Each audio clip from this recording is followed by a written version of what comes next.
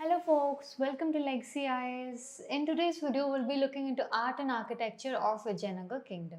Okay, we've did 3 other videos in this series, okay, with political, administrative, social and economic conditions. Please do have a look at that videos and we will link it down below in the description. Okay, now without further ado, let's enter into the video. Now, one thing we'll be considering here about Vijayanagar architecture or art is that it's very unique. Unique for multiple features is that, okay?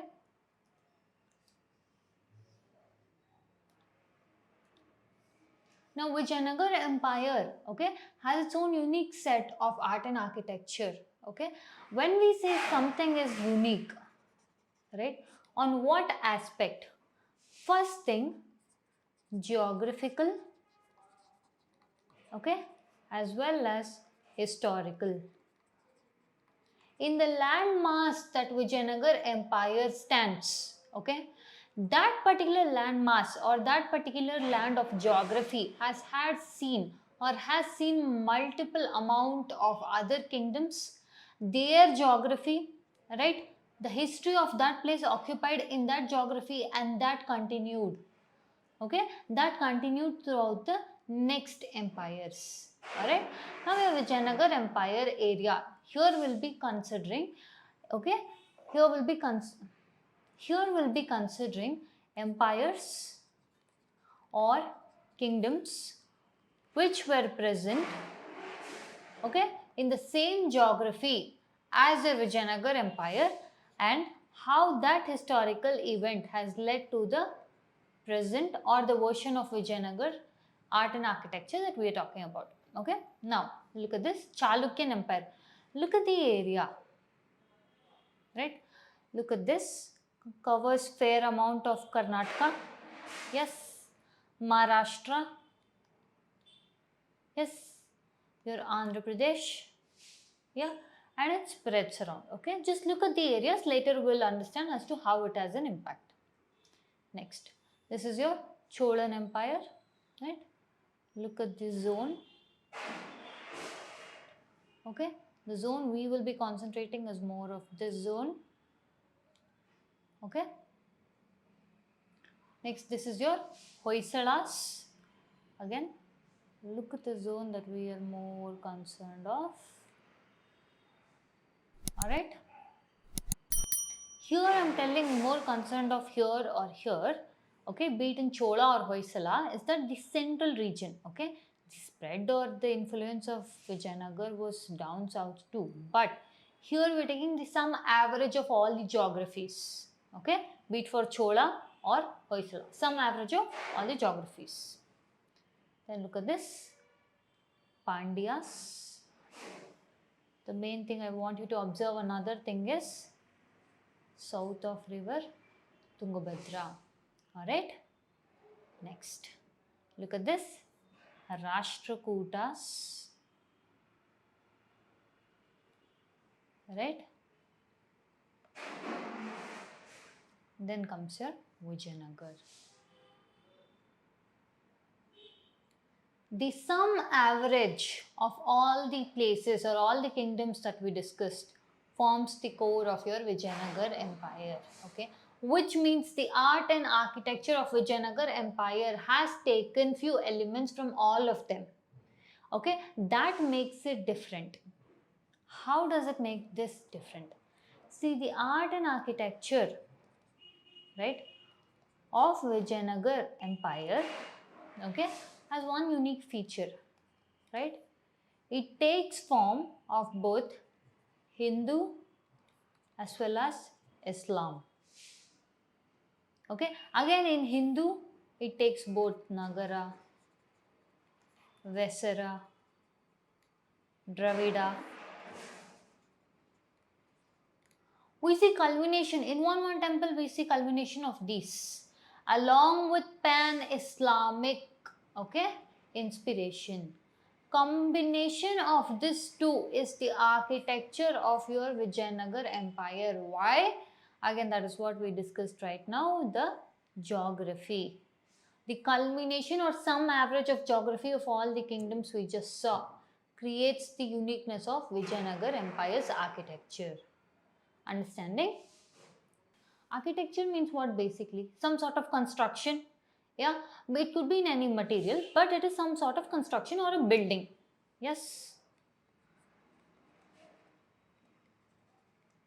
Right, some sort of construction or building. Now what material do you think the earlier ones used? Okay, but some people, okay, mostly use something in the form of soapstone. Okay, okay, with this they made their construction, okay, also with soapstone. Okay, now there are other folks who used granite, right? Majority ones who used the soapstone, okay, were your Hoysalas. All right, now look at this.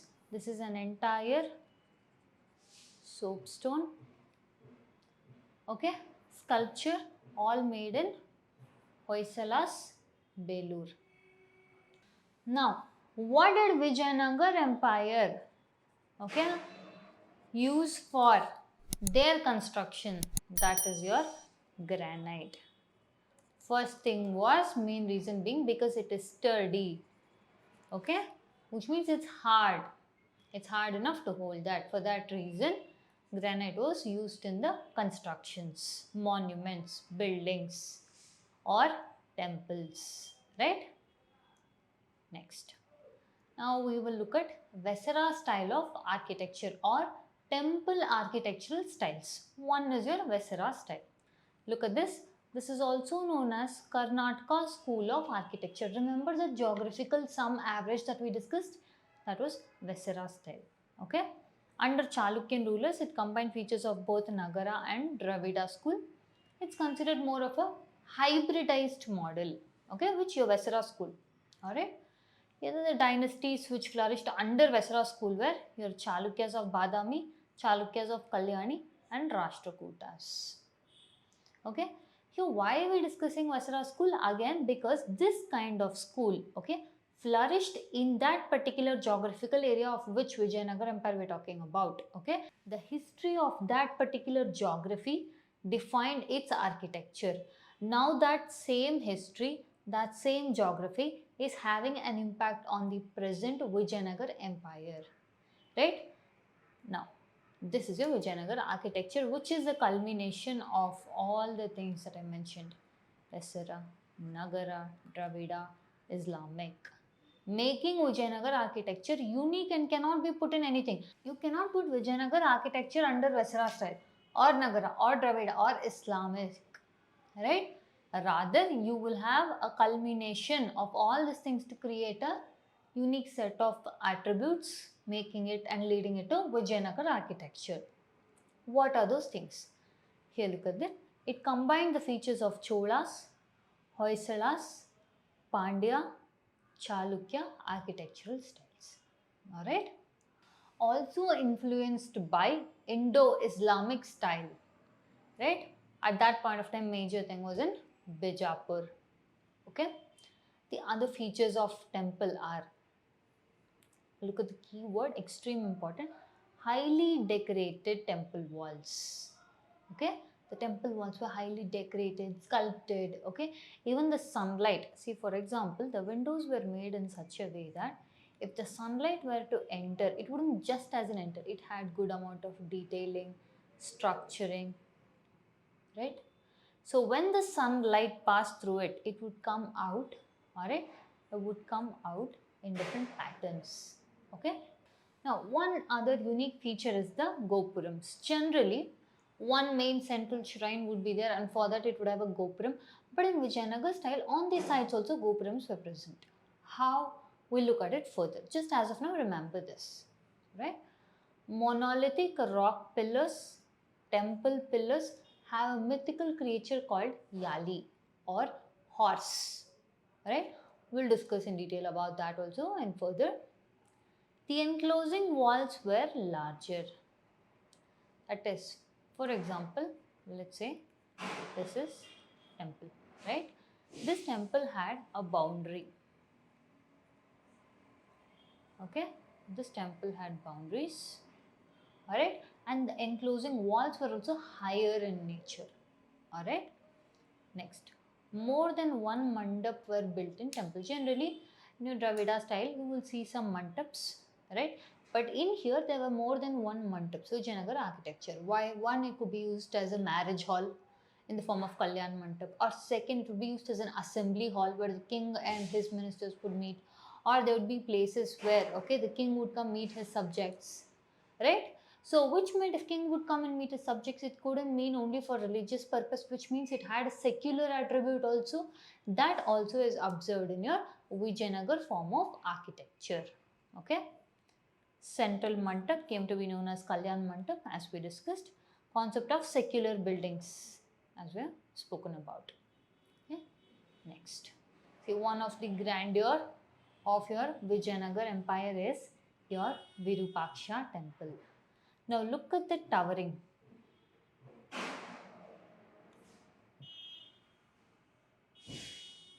Okay, this towering or Virupaksha Temple indicates and highlights your epitome of Vijayanagar empire. Okay, first thing, Virupaksha Temple is the house god of Vijayanagar empire, right? Which meant their religious attributes, alright? Their religious attributes were for both Shaiva, Shiva, Vishnu, incarnations of Vishnu, right? When you say incarnations of Vishnu, your Rama, Krishna, Narasimha, all are incarnations of Vishnu or avatars of Vishnu. Okay.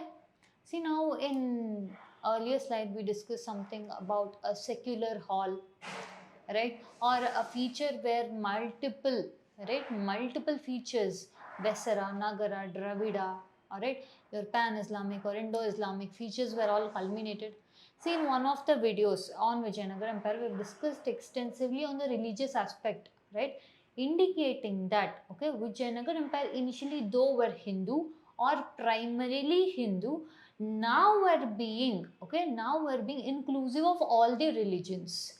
One such thing you can see, okay, the inclusion of all the religions can be seen in their style of architecture, right, and that applies for the religious aspect as well. Okay,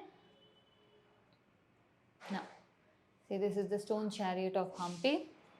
Observe the symbolisms or the animals that they used or regarded as sacred.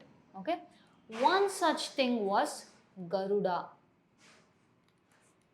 Okay, Garuda or eagle, also considered as Vahana or vehicle of Lord Vishnu. Okay, next thing is Varaha or boar, right? We have discussed this in other Vijayanagari videos also. Varaha or boar is again considered something associated with Lord Vishnu. Okay, another thing is elephant. Look at this, right? At that point of time, chariot, see, even in temples, okay, the idols would be kept or murtis, okay, as Utsava Murti, which means an idol will be kept wherein central deity will be there, one in the main gopuram. That deity cannot be removed outside.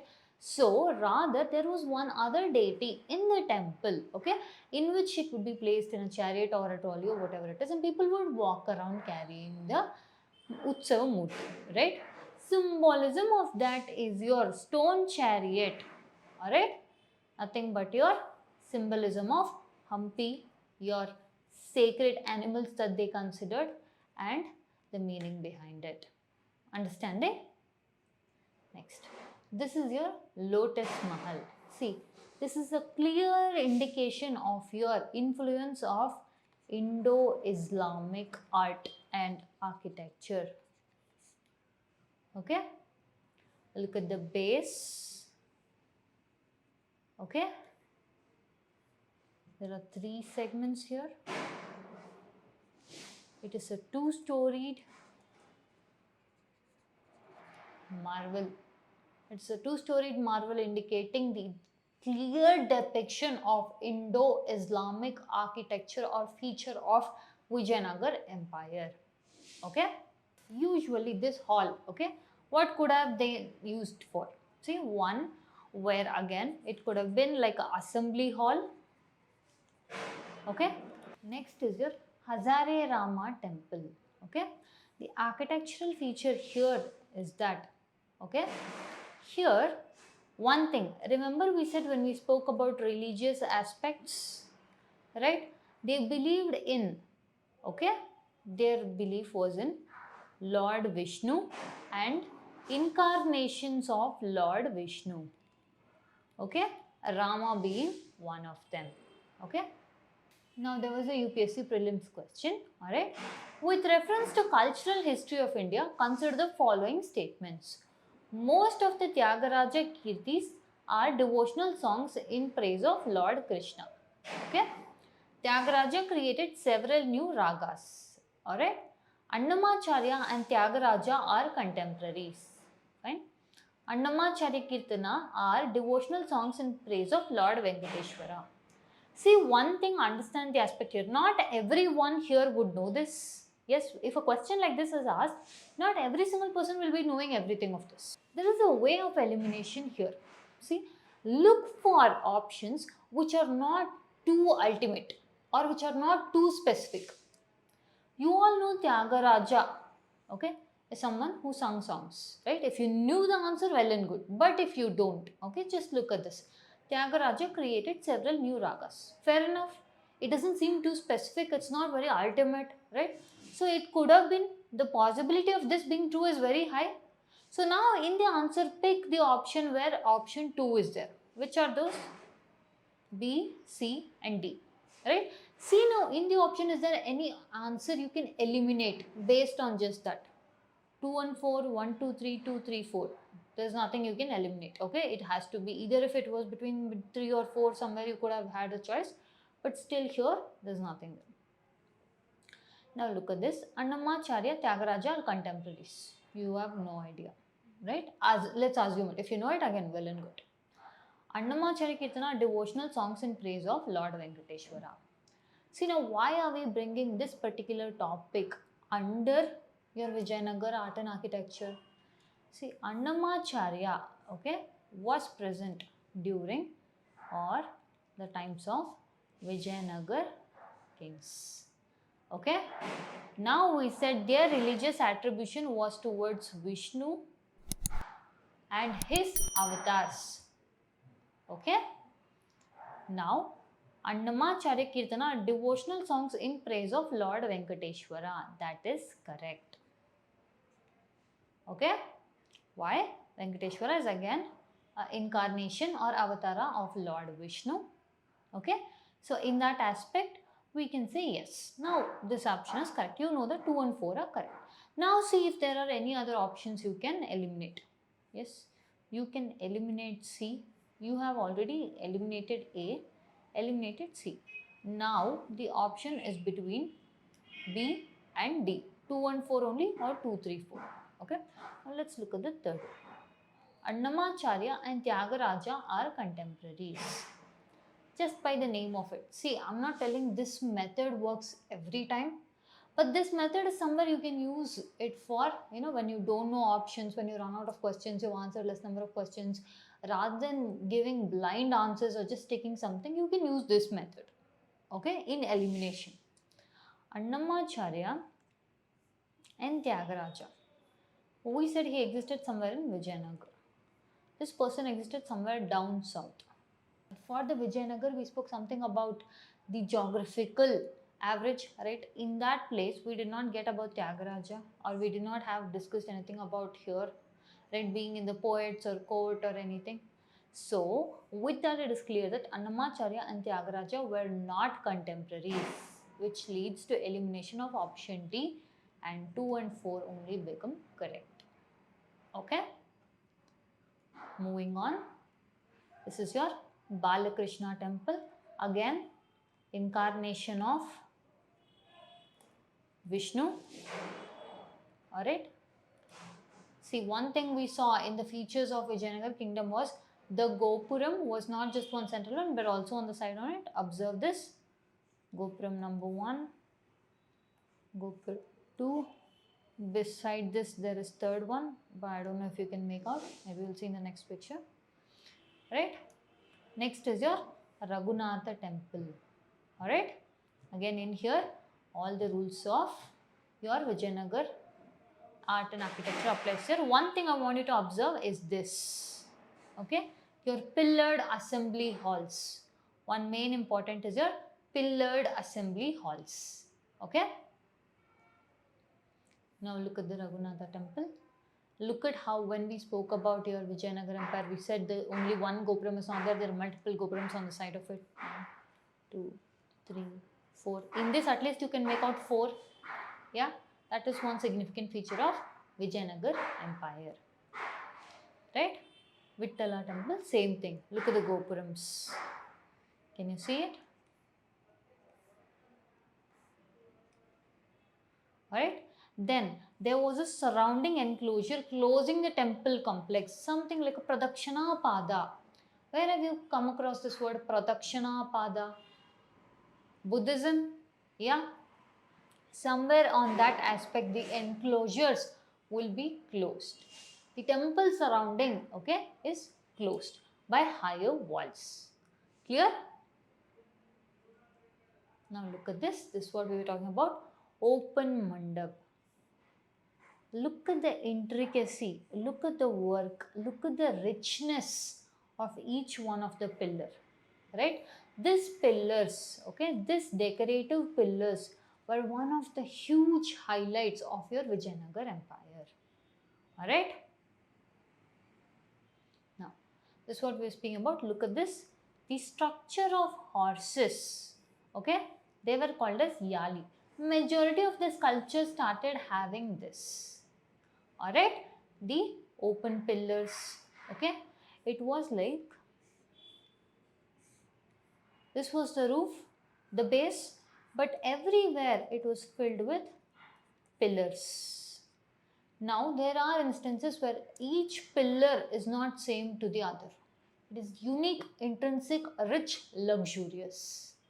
One of the features that you can observe in majority of the temple structures of Vijayanagar is the horse mount, nothing but yali. Understanding? Next, this is your elephant stable, right?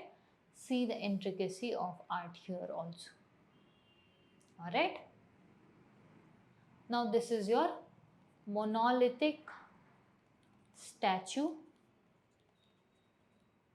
of Narasimha, okay, of Lord Narasimha is nothing but again considered as another incarnation of Vishnu sitting on Shesha or snake or serpent. Okay, this marks, alright, when we spoke about your sacred animals which were associated, we spoke something about elephants, yeah, we spoke something about Garuda, we spoke something about Varaha or boar. To that list comes your snake or serpent or Shesha. The architecture part of Vijayanagar makes it, okay, along with its political, economical, social, religious, all those things, the art and architecture makes it even more interesting and makes it even more unique. Alright. Now look at this. This is the painting in Virupaksha Temple, right? Where else? Okay, there's a question for you guys. Where else have you seen, okay, the ceilings being painted like this? If you know the answer, please comment in the comment section. Okay. Now, this is the depiction, okay, of Ramayana, right? Mythological stories, etc. Alright. Now, the one more thing is, look at the pillars here. Even today, if you go to temples, pillars will be observed, right? It is not just to stand or support the structure, but it has a very unique and significant history associated. Alright, next time you visit any architectures, look out for all these things. Alright, now that's it for your Vijayanagar Empire's art and architecture. Okay, if you like our content, please do give us a like, subscribe to our channel, pass it along with your friends. If you want us to do more of these videos, please let us know in comment section. Okay, thank you very much.